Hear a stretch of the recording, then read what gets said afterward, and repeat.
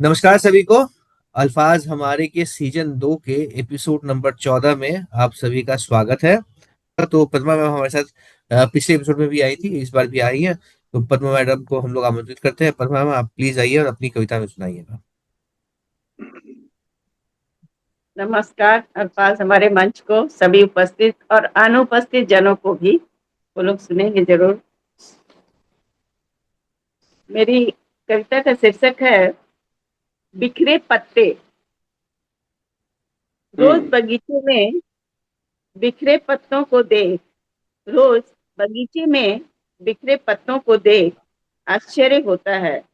आंधी तो आती है तो कोई बात है, आंधी आती है तो कोई बात है, पर बिना आंधी के भी ये पत्ते क्यों टूटकर गिर जाया करते हैं।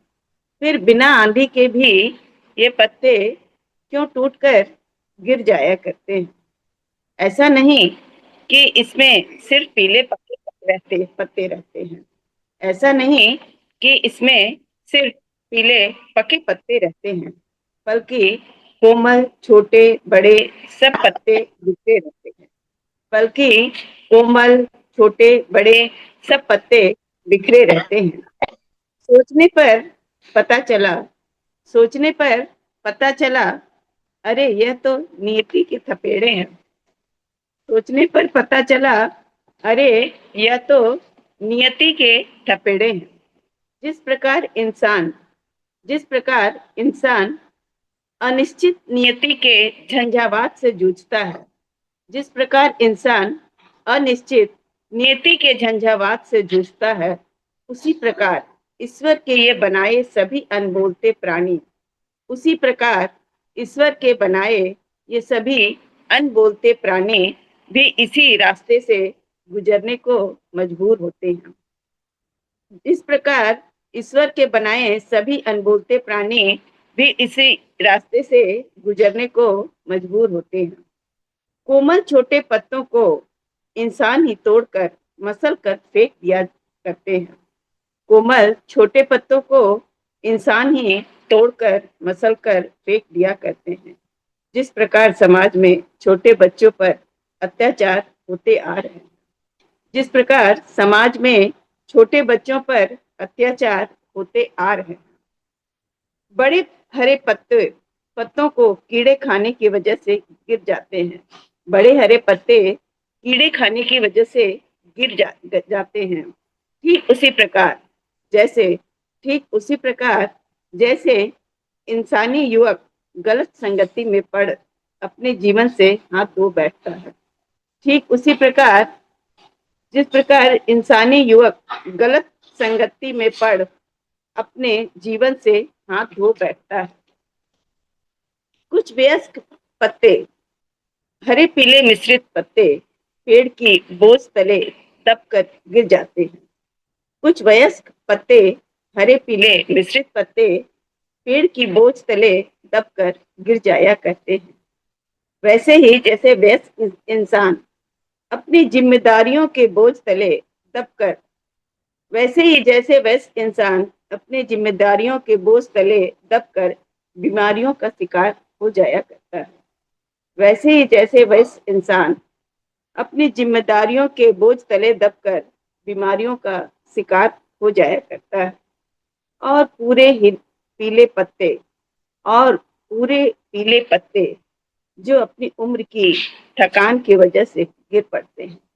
और पीले पत्ते जो अपनी उम्र की थकान की वजह से गिर पड़ते हैं। जैसे इंसान अपनी उम्र पूरी कर बुढ़ापे में गुजर जाता है। जैसे इंसान अपनी उम्र पूरी कर बुढ़ापे में गुजर जाते हैं। कहने का तात्पर्य यह है कि कहने का तात्पर्य यह है कि ईश्वर ने सभी कहने का तात्पर्य यह है कि ईश्वर ने सभी बोलते अनबोलते इंसान पशु पक्षी पेड़ पौधे सभी को एक ही रास्ता और तरीका दिया है। ईश्वर ने सभी बोलते अनबोलते इंसान पशु पक्षी पेड़ पौधे सभी को एक ही रास्ता और तरीका दिया है जीने का। बस उनकी चाह यही है बस उनकी चाह यही है कि सभी जीव जंतु अनबोलते प्राणी, बस उनकी चाह यही है कि सभी जीव जंतु अनबोलते प्राणी सभी मिलजुल कर संसार चलाएं। बस उनकी चाह यही है कि सभी जीव जंतु अनबोलते प्राणी सभी मिलजुल कर संसार चलाएं, जिसमें इंसान को सबसे समझदार समझा गया है, जिसमें इंसान को सबसे समझदार समझा गया है। पर क्या इंसान ऐसा है क्या? पर क्या इंसान ऐसा है क्या? मुझे तो लगता है कि ये अनबोलते पत्ते, मुझे तो लगता है कि ये अनबोलते उन बस उनकी चाह यही है, बस उनकी चाह यही है, सभी जीव जंतु अनबोलते प्राणी सभी मिलजुल कर इस संसार को चलाएं। बस उनकी चाह यही है, सभी जीव जंतु अनबोलते प्राणी सभी मिलजुल कर संसार चलाएं, जिसमें इंसान को जिसमें इंसान को सबसे समझदार समझा गया है, जिसमें इंसान को सबसे समझदार समझा गया है। पर क्या इंसान ऐसा है क्या? पर इंसान ऐसा है क्या? मुझे तो लगता है मुझे तो लगता है कि ये अनबोलते पत्ते मुझे तो लगता है ये अनबोलते पत्ते हर क्षण देश दुनिया के लिए न्यौछावर रहते हैं। मुझे तो लगता है ये अनबोलते पत्ते हर क्षण देश दुनिया के लिए न्यौछावर रहते हैं, पेड़ पर रहते हैं हुए भी और पेड़ से नीचे बिखरे हुए भी, पेड़ पर रहते हुए भी और पेड़ से नीचे बिखर कर भी। धन्यवाद। बहुत बढ़िया मैम, बहुत बढ़िया, बहुत बढ़िया। चावला सर, आप कुछ कह रहे थे? आप म्यूट है सर, आप म्यूट है। हाँ मैं सर। ये कह रहा था, बड़ी फिलोसफिकल बातें इन्होंने कही हैं।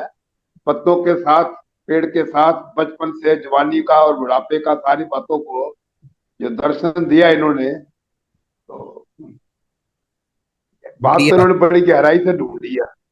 सही बात है। पद्मा मैम की जो कविताएं होती है वो स्तर से जुड़ी, जमीनी स्तर से जुड़ी हुई चीजें होती है, छोटी छोटी चीजों को काफी गंभीरता से वो विवरण करती है उनका। और बहुत ही शिक्षाप्रद कविताएं होती है। बहुत बहुत धन्यवाद मैम एक ऐसी कविता से हमें रूबरू करवाने के लिए। तो पद्मा मैम की इतनी अच्छी कविता के बाद हम चलते हैं हमारे आदरणीय राकेश सर की तरफ, चावला सर की तरफ। सर, आपका बहुत बहुत स्वागत है, आप प्लीज आइए और अपनी कविता सुनाइए। धन्यवाद। आज हम 3 व्यक्ति हैं और मैं सोच रहा था कि आज क्या पेश करें आपके सामने। अगर तो एपिसोड में हमने आगे चलना है तो थोड़ा सा okay, let it be for the last, अगर टाइम मिला तो। अभी हम शुरू करते हैं। फिर मुस्काई कली कोई, फिर जाग उठी हसरत सोई। फिर मुस्काई कली कोई, फिर जाग उठी हसरत सोई। फिर किसी की याद आई, फिर यौवन पे जोश आया। फिर वही चंचल हवाएं, फिर वही चंचल हवाएं, फिर वही मदहोश आलम। फिर किसी के गेसुओं पे अनजाने में मुझको प्यार आया। फिर घटा छाई गगन पर, फिर बहार आई चमन पर। फिर किसी पपीहे ने देखो है दर्द भरे सुर में गाया। खिल उठे थे देख कर शाखे गुलिस्तां, खिल उठे थे देख कर शाखे गुलिस्तां। लेकिन बेरुखी का देखो दामन फिर से हमारे हाथ आया। फिर से तेरी याद आई, फिर से दिल से हुक आई। फिर से देखो मुझको तो मुफलिस गुजरा जमाना याद आया। बहुत बढ़िया सर, बहुत बढ़िया। गुजरा जमाना याद आया, ये तो जब भी आप ऐसी कविता सुनाते हैं ना, मैं जस्ट सिर्फ इमेजिन करता हूँ कि जब चावला सर जवान रहे होंगे तो कमाल के डैशिंग से हैंडसम रहे होंगे ये। और आसपास जो है ना, जितनी भी जो हमारे उम्र में, अब चावला सर की उम्र तो जो है हमारे पिताजी से थोड़े से ज्यादा ही होंगे। दादाजी की उम्र के तो, दादाजी की उम्र का तो खैर नहीं लगता, पिताजी और चाचा, बड़े चाचा जी की उम्र के लगते हैं। तो मैं ये इमेजिन करता हूँ कि जब चावला सर जवान रहे होंगे तो कितनी सारी ताई जी और कितनी सारी चाची जो है आगे पीछे रहती होंगी सर। क्या कहना है इसके बारे में आपका? ऐसा है हाँ। कि जहां तक सवाल डैशिंग का होने का है, तो मुझे तो गलत फहमी है कि मैं अभी भी डैशिंग हूँ।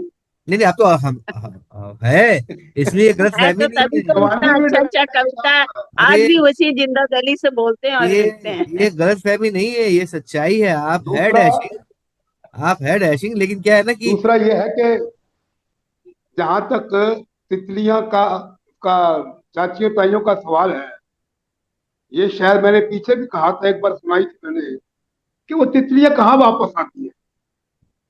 सही बात, सही बात। वो तो एक फूल से दूसरे फूल पर उड़ के, एक एक लफ्ज है वफा का। हम्म। ये वफा लफ्ज जो है ना, कहने में बड़ा अच्छा लगता है, हाँ, निभाया नहीं जा सकता। लेकिन इसको निभाने के लिए, इसको, उसमें किसी को दोष भी नहीं है। हाँ सही। समाज का ताना बाना ही ऐसा है, हर किसी को कहीं ना कुछ मजबूरी आ जाती है। हम्म। कभी मेरी कोई कमी उभर के आ जाएगी। 100% तो कोई भी व्यक्ति नहीं होता। सही बात है सर। चलायमान दुनिया है, चेंज होता है। आज ये चीजें अच्छी लग रही हैं, कल को ये अच्छी नहीं लगेंगी। आज ये पहलू अच्छा है, कल ये पहलू अच्छा नहीं है। कभी घर की बंदिशें, कभी समाज की बंदिशें, कभी व्यक्ति की खुद की महत्वाकांक्षाएं, कभी कुछ और सीमाएं, ऐसी चाहे अनचाहे परिवेश के अंदर जानी अनजानी परिस्थितियां बन जाती हैं, कि जिसमें हम कह देते हैं कि वो बेवफा है। लेकिन सवाल बेवफाई का नहीं है। लेकिन हाँ, इसमें तो कोई दायरा है नहीं है कि लोग बाग कभी कभी मुझे अच्छा समझते थे। और मैं तो अभी भी पिछली बार कहा था, है कोई प्रेमिका मुझे अभी कभी कहाँ कैसे मिलेगी। सर ढूंढना लेकिन पड़ेगा वो सर। प्रेमिका कौन सी, जो सर मैं आपका रूह एक की बात करे। सर मैं आपका एक प्रोफाइल बना देता हूँ और शेयर कर देता हूँ कि हमारे पूजनीय हाँ, चाचा जी के लिए एक चाची चाहिए। हाँ, कोई हर्ज चलिए, नहीं है। चलिए, बढ़िया। कम से कम मुझे और कुछ नहीं करेगी, और तो किसी काबिल हम है नहीं। लेकिन गरज तो मेरी है, जरूरत तो मेरी है। नहीं। थोड़ा मेरी टांगे दबाएगी, मुझे खाना तो खिला देगी। सही बात तो ये, मैं तो कई कई दिन में खाना ही नहीं खाता हूँ। चलिए सर। खैर, खाना खाना जरूरी सर, खाना रावला जरूरी बाकी है। सर आपकी कविता बहुत ही सुंदर और आप में छायावाद का वो प्रसाद भी झलकते हैं और सुमित्रा नंदन पंथ भी झलकते हैं और श्रृंगार रस के बिहारी भी झलकते हैं। जो आप अपना पुराना सब लाते हैं बहुत अच्छा लगता है। ये कविता सब बोलने का अंदाज भी लगता है ये कि आपकी सामने ही दृष्टि किसी है, चित्र की बातें चल रहा है। बहुत चलिए। अच्छी कविता। ये आपकी दृष्टि है। लेकिन मेरा तो यही निवेदन रहेगा, अपने मनों को, भावों को अपने शब्द दे के मुझ तक पहुंचाएंगे तो कृपा आपकी है। लेकिन इतने बड़े बड़े, किसी ऊंचे स्तर पे पहुंचे हुए कवियों के साथ अपने मन हम्म, में सोचो, मैं तो कुछ सोचता नहीं उनके बारे में। तो अब ऐसा है अमन जी, एक छोटी सी बात पंजाबी में कर ले। हम्म, तू रानी है रात दी के डाली है गुलाब दी। तू रानी है रात दी के डाली है गुलाब दी। तू ओ शय है, शय मतलब चीज।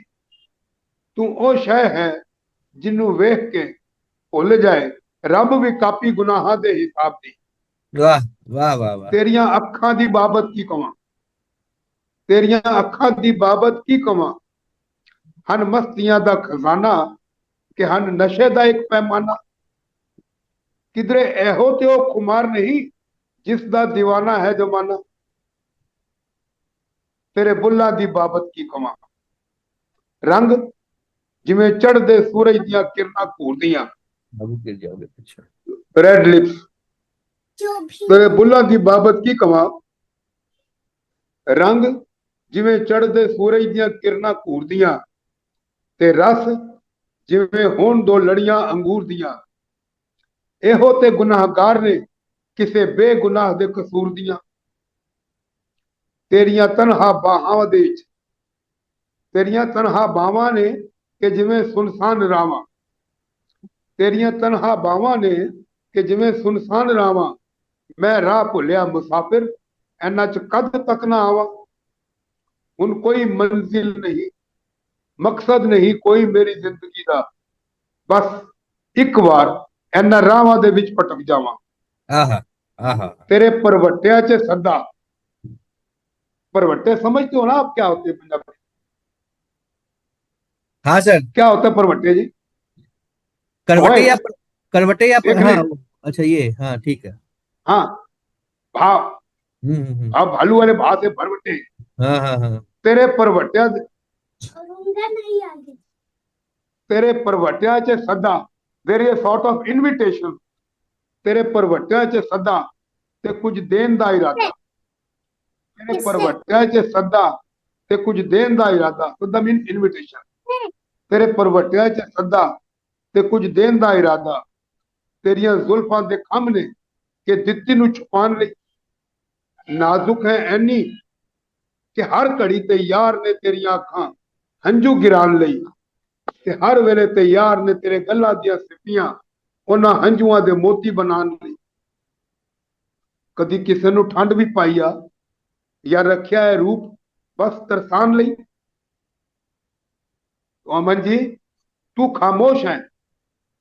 हाँ सर। तू खामोश है पर जापदे जिवें कोई नगमा पई सुनानी है। पोश किसको बोल? तू खामोश है, पर जापदे जिवें कोई नगमा पई सुनानी है। तू कहनी है जाओ, ते जापदे जिवें कोल पई बुलानी है। कसूर तेरा नहीं बलिए, कुछ तेरे ते कुछ मेरे ते। दोहां ते थोड़ी थोड़ी जवानी। रब दा दिता है तोहफा, तोहफा बना के किसे नु पेश कर दे। रब दा दिता है तोहफा, तोहफा बना के किसे नु पेश कर दे। जे चाहिदा है जिंदगी दे विच प्यार ते जिंदड़ी विच किसे दी प्यार भर दे। वाह सर वाह, बहुत बढ़िया सर, बहुत बढ़िया, बहुत बढ़िया। बहुत तो अच्छा, हालांकि बहुत ही भावना। दो चार शब्द मुझको समझने में थोड़ा सा समय लगा, मैंने उसको गूगल किया समझने के लिए। लेकिन बाकी सब आपकी कविता जो है सर, अच्छा, मुझे तो बहुत प्रोत है एकदम। जिस जिस हाँ, तरह एक की काय हम आपसे सुनना चाहते हैं, उसी का एक बहुत बड़ा उदाहरण है, बहुत बड़ा एग्जाम्पल सर, बहुत बढ़िया सर, बहुत ही खूबसूरत। बहुत अच्छा, ही इस सेशन। अब भावनात्मक मेरा कविता रिक्वेस्ट थी। रहेगी। हाँ सर जी जी बोलिए। जी जनाब, ये रचनात्मक इन्होंने कहा है, इनका तो एक एनालिसिस शिरोधार्य है, जैसा है कहेंगे अच्छा कहेंगे। तो मैं तो आपसे भी रिक्वेस्ट करता हूँ क्या कि बोल प्रभु रहा से है? प्रे करें कि कुछ में सद्बुद्धि मेरे को और मिले, कुछ कलम में निखार और आए तो और अच्छा रहेगा। अरे सर क्या हम्म, बात कर तो रहे मेरा निवेदन है, आपके एक बार लिखते बहुत ही अमन अच्छा जी है। आप आइए हमारे पास। आप अब हैं। कुछ सुनाएंगे तो क्या मुझे बोल रहा अच्छा है? लगेगा। सर उसके बाद एक। आपकी खुशी के अनुसार मोहित। जैसा समय होगा, जैसा आप आदेश करेंगे, फिर आगे चलेंगे। जरूर सर, भगवान ने चाहा, ईश्वर ने चाहा तो ऐसा जरूर होगा। मैं मेरी और आपकी मुलाकात पक्का होगी सर, इसमें कोई दो राय नहीं है। मैं पद्मा मैम से रिक्वेस्ट करूंगा, मैम आप प्लीज आइए और एक और कविता अपनी सुनाइए मैम, फिर मैं आगे बढ़ूंगा।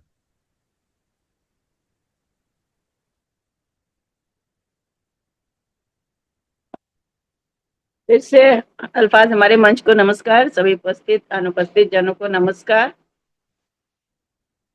मैं एक कविता लेकर आई हूँ जो जीवन का सत्य है। इच्छा मृत्यु।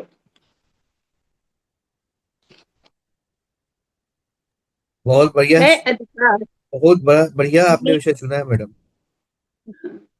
है अधिकार जीने का अपनी इच्छा से। है अधिकार जीने का अपनी इच्छा से। तो होनी चाहिए, तो होनी चाहिए मरने का भी अधिकार अपनी इच्छा से। तो होनी चाहिए मरने का भी अधिकार अपनी इच्छा से। मर मर के जीना भी कोई जीना है। मर मर के जीना भी कोई जीना है।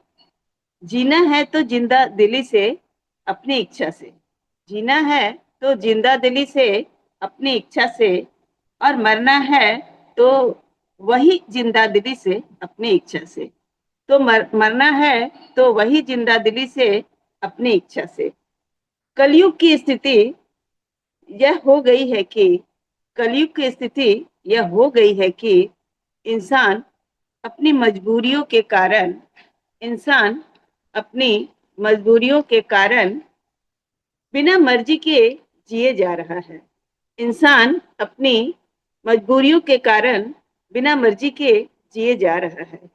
शरीर से लाचार व्यक्ति आजकल के मेडिकल सुविधा के कारण शरीर से लाचार व्यक्ति आजकल के मेडिकल सुविधा के कारण वेंटिलेटर पर पड़ा कृत्रिम सांस गिने जा रहा है। आजकल के मेडिकल सुविधा के कारण वेंटिलेटर पर पड़ा कृत्रिम सांस गिने जा रहा है। ऐसा भी क्या जीना है? ऐसा भी क्या जीना है? और अस्पतालों के खाते भरे जा रहे हैं, और अस्पतालों के वेरी खाते भरे जा रहे हैं, वो अलग। और हर व्यक्ति इसके लिए सक्षम भी नहीं होता, और हर व्यक्ति इसके लिए सक्षम भी नहीं होता। पर मजबूरियां क्या न कराए, पर मजबूरियां क्या न कराए।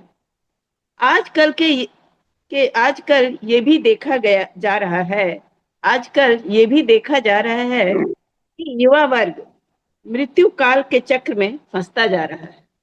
आजकल ये भी देखा जा रहा है कि युवा वर्ग मृत्यु काल के चक्र में फंसता जा रहा है।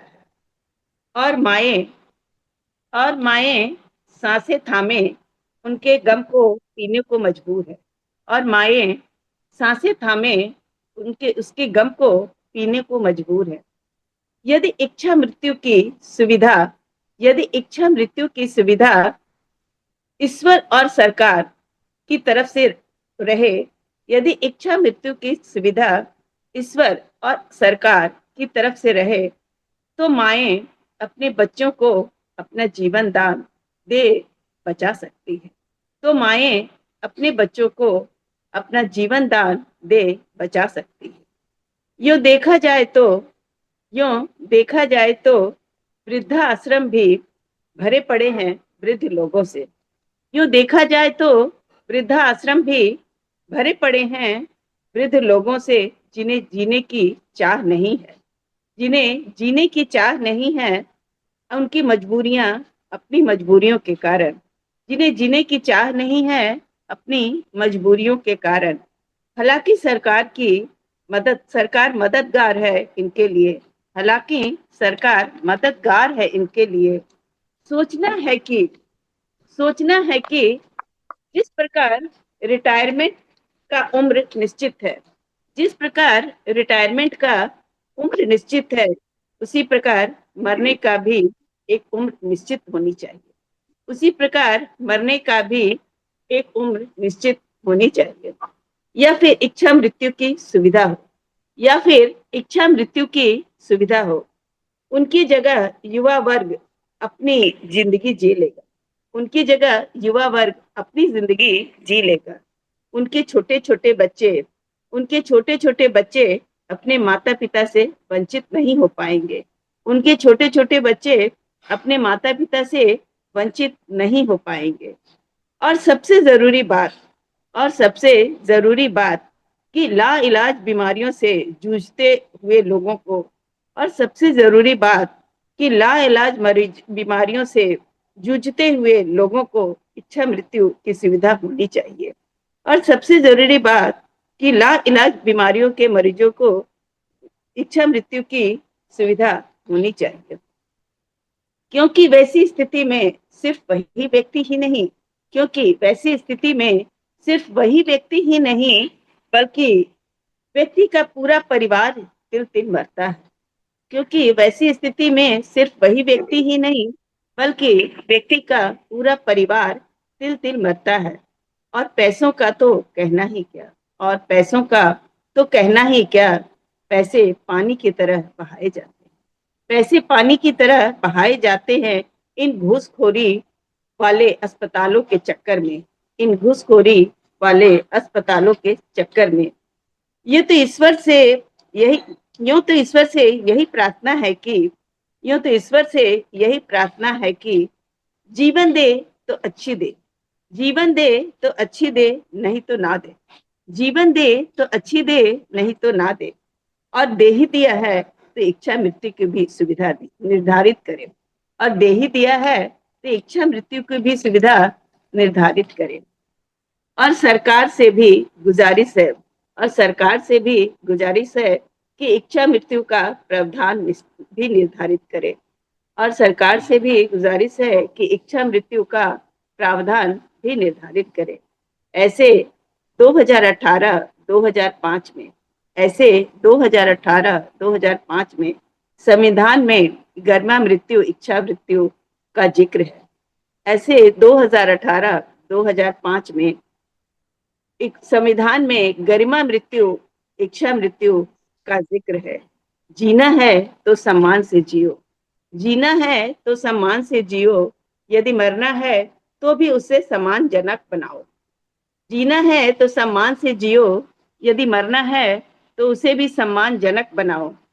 क्यों ना जीने के साथ मरने की भी परिभाषा शामिल करो, क्यों ना जीने के साथ मरने की परिभाषा को भी शामिल करें। जब मैं अपने शरीर की सब फैसले ले सकता हूँ, जब मैं अपने शरीर के सब फैसले ले सकता हूँ और मैं अपने मरने का फैसला क्यों नहीं कर सकता, तो मैं अपने मरने का फैसला क्यों नहीं कर सकता। तो उम्मीद है इन बातों पर अमल कर, तो उम्मीद है इन बातों पर अमल कर, इच्छा मृत्यु कारगर हो। तो उम्मीद है इन बातों पर अमल कर, इच्छा मृत्यु कारगर हो और इन मनुष्य की जिंदगी आसान हो जाए, और मनुष्य की जिंदगी आसान हो जाए, और मनुष्य की जिंदगी आसान हो जाए। धन्यवाद। जो विषय आपने चुना है मैम, वो तो वाकई ऐसा है कि सोचने वाली बात है इसके ऊपर, क्योंकि सभी के बस का बात नहीं होता इतना बीमारियों को झेल कर जीना। और बीमारियों से ज्यादा बीमारियों का खर्च जो होता है वो लोगों को ज्यादा परेशान करता है। मैंने खान सर को एक दो लाइनें कहते हुए सुनी थी कि "ए मौत तू गरीब के घर जल्दी आया कर, ए मौत तू गरीब के घर जल्दी आया कर, कफन के पैसे खत्म हो जाते हैं दवाइयाँ खरीदते खरीदते"। ये बहुत जरूरी है कि लोगों को, कुछ लोगों को जिनको इनकी जरूरत हो, जहां पर ये सामर्थ्य बिल्कुल ना हो, वहां सरकार को ये देना चाहिए। और वैसे भी सरकार क्या ही कर लेगी बताइए, कितना ही कर लेती है हमारे लिए और कितना ही कर पाती है। तो कुछ एक जगह पे तो ये छूट मिलनी चाहिए, मैं भी इस बात से इत्तेफाक करता हूँ। अमन जी, हाँ सर। पद्मा जी, पद्मा जी ने विषय यूनिक, अनोखा चुना है। विश्व पितामह की याद कराते हुए इच्छा मृत्यु की बात है। लेकिन मैं चाहूंगा कि जो लोग आज हमारे साथ यहाँ पर उपस्थित नहीं है, वो भी मेरी बातों को सुन के मुझे बताएं कहाँ तक मैं ठीक हूँ। और इन सब बातों में पद्मा जी से खास क्षमा मांगते हुए मैं कुछ कहने जा रहा हूँ। मेरी किसी भी बात को अन्यथा मत लेना, मेरा दिमाग ही ऐसा है जो सोचता है। शुरुआत करता हूँ, थोड़ा सा टाइम लगेगा, अगर जरूरत पड़ी तो शायद तीसरा एपिसोड शुरू करेंगे। शुरुआत करता हूँ छोटी सी, एक 4 लाइनों का पढ़ते थे कवि कि एक बच्चे को गुब्बारा बेच के खुशी मिलती है, एक एक और बच्चे भेज को गुब्बारा खरीद के खुशी मिलती है, और एक बच्चे को गुब्बारा फोड़ के खुशी मिलती है। तो जो इच्छा मृत्यु है, इसमें क्या होगा, जब तक व्यक्ति की अपने को खुशी मिलेगी, और जब दायित्व निभाने की बात आएगी तो भाग जाएगा। अब इसके दो पहलू हैं, इसके ये दो बात तो पहलू हैं। सही बोल रहे हैं। मुझे खुशी कब मिलेगी? मैंने किसी की जेब काटी, उसकी जेब में मुझे 10, 20, 25, 50 लाख मिल गया, आया है। मुझे खुशी मिल गई। लेकिन जिसकी जेब से गया उसको दुख हुआ। तो कुदरत ने बैलेंस रखा हुआ है, एक का लाभ दूसरे की हानि, एक की खुशी एक का गम। तो यहाँ पे हमको एक कहानी मैं आपको सुनाता हूँ। एक बादशाह के पास एक फकीर पहुंचा हुआ आया, बादशाह ने सेवा की। तो फकीर कहता है, बादशाह मांग क्या मांगता है? तो बादशाह कहता है, जी मेरे राज में सब सुखी रहे, सब बराबर रहे, छोटे बड़े का भेद मत हो, ये शूद्र है, ये वैष्णव है, ये पंडित है, ये क्षत्रिय है, सब बराबर रहे। ऋषि कहता है, और जो कुछ मर्जी मांग ले राजा, ये मत मांग। वो कहता नहीं जी, यही देना तो दो, नहीं तो मुझे चाहिए, बाकी मेरे पास संपदा, वैभव, शोहरत सब कुछ है। ऋषि ने दोबारा बताया, मत मांग। कहता नहीं जी, मुझे तो यही चाहिए, नहीं तो आपकी बड़ी मेहरबानी, मुझे कुछ नहीं चाहिए। ऋषि ने कहा चल तेरी जिद है तो मैं देता हूं, विद ए कंडीशन, सिर्फ 2 दिन के लिए। मैं 2 दिन बाद फिर आऊंगा, अगर तुझे वो व्यवस्था अच्छी लगेगी तो उसको कैरी ऑन कर देंगे। कहता ठीक है जी। अब राजा रात को जब सोता है, अगले दिन से उसकी व्यवस्था शुरू हो गई, सब बराबर। वो उठ के आवाज देता है, कोई आता ही नहीं है। पहले तो पैरों के नीचे चप्पल पहनाने के लिए हुक्का लेके, पानी लेके मंत्री को बुलाया, मंत्री नहीं आता, जंत्री को बुलाया, पंडित को, सारे बराबर। हर एक किसी को अपना अपना कार्य दिया हुआ है। 2 दिन में वो तो परेशान हो गया कि ये व्यवस्था कैसे चलेगी। तो प्रभु ने व्यवस्था चलाई हुई है, ये कर्म प्रधान विश्व रच राका। और ये कर्म भुगतने हैं, अगर हम छोड़ देंगे तो फिर भुगतने कब आएंगे। सही बात। अगर हम बीमार हैं अस्पताल में, तो जो हमारे साथ हमारे सगे संबंधी हैं, उनके भी कर्म है। मैं तो सही पड़ा बात हूं है। बेड के ऊपर, सभी let suppose like that, hospital में। सभी जुड़े हुए लेकिन हैं सर। जो मुझे मिलने आ रहे हैं, जो मुझे मिलने आ रहे हैं, वो अस्पताल के बाहर रिक्शे वाले को पैसे दे रहे हैं, चाय पी रहे हैं, जूस पी रहे हैं, उनका भी कुछ संबंध है मैंने कहा था ना, वो किस बहाने से उसका कर्जा निपटाएंगे। ये मैंने बड़ा पिछले कहा ताना था। बाना होना है। बाकी मैंने जी पिछले हफ्ते ही जी कहा जी था जी। ना मैंने पिछले हफ्ते ही कहा था ना कि हम अपने पूरी जिंदगी में जिससे भी मिलते हैं, जहां भी मिलते हैं, जिस भी हाल में मिलते हैं, कारण उनके होता है। साथ हमारा कुछ ना कुछ होता है जो इस जन्म का या पूर्व जन्म का होता है। वो पल, उस वो क्षण, वो समय उसके हक का होता है। भले हमारी उससे नजरें मिली हो, भले हमने उससे खड़े होकर दो बातें कही हो, भले उससे झगड़ा बिल्कुल किया हो, बिल्कुल बिल्कुल। भले उससे झगड़ा किया हो, या फिर उसको देख के हम लोग पास से गुजर गए हो, हर चीज का एक हमारे जिंदगी से जुड़ा हुआ कुछ ना कुछ होता है। चलिए सर, आपकी तो कहानी और आपकी सिर्फ ये कहानी बहुत। हाँ, कहानी दर्शन की बात बिल्कुल की सच, थी। अच्छे बाकी से आपने आपकी समझाया। कविता में एक यूनिक टॉपिक था। हाँ, अच्छा चलिए। अमन नहीं, जी, मेरे हाँ भी सर। मैंने जो कहा मैं जैसे देख शायद रही हूँ कि हर कोई सीजन, हॉस्पिटल में इतना इतना जा रहा है वेंटिलेटर पर, इस पर, और सब माँ लोग को देख रहे हैं कि माँ लोग जिंदी हैं और बेटे चले गए सामने, वो चीज बड़ा ये रहा। मैं भी अब कोरोना ये में तो थी तो मेरी जी मम्मी जी जी, दो दिन के लिए ये तो जीवन की सबसे हाँ, कठोर सच्चाई है कि ऐसा सच्चाई होता है, है, चलता कर्मों रहता का है। फेर है, जो नियति है वो है। लेकिन वो उसी चीज को मैं सोच रही हूँ कि ऐसा हो सकता है, इच्छा मृत्यु तो बहुत माए अपना जीवन बहुत दान बढ़िया। देती तो बच्चों को, क्योंकि बच्चों को बहुत जरूरत होती है कि छोटे छोटे बच्चे के पापा चले गए, ये चले गए, वो सब देख के मन को बहुत, मैंने अपना बीता हो नहीं बीता हो अलग बात है, दूसरे पूरे समाज में भी देखा जा रहा है कि ये सब सब अमन जी, ज्यादा हो रहा है। नब्बे चलिए तो नब्बे अमन मतलब जी, ज्यादा उम्र से।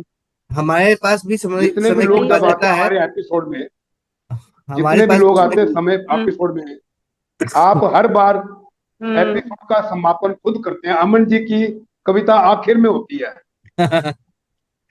तो हम्म यदि तो इसी प्रथा को आगे कैरी ऑन करना है कि आखिर में आप ही बोलेंगे, तो फिर तो निवेदन रहेगा, नहीं थोड़ा टाइम लूं पहले आपका। नहीं नहीं नहीं सर। अरे भाई, मैं भी तो इसी इसमें है, जरूर बैठूंगी भाई। सर नमस्कार, नमस्कार। धन्यवाद। धन्यवाद सभी का।